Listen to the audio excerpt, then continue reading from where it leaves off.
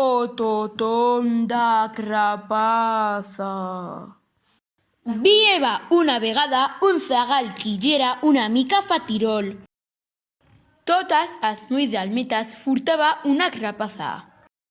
Una vegada, a víspera da nueve dalmetas, o mesache veyó una crapaza muito gran e muito polida.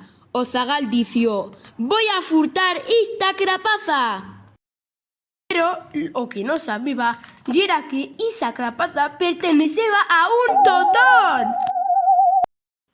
Per a nuei, o mesache xamanó tara crapaza, e cuando iba a furtarla, esta cobró vida. En la suya cara se dibujó una horrible boca que dio un mueso o zagal. O mesache fuyó dica casa suya, e esa misma nuit o zagal se tornó crapaza. Cuento contato por a chaminera ses fumato.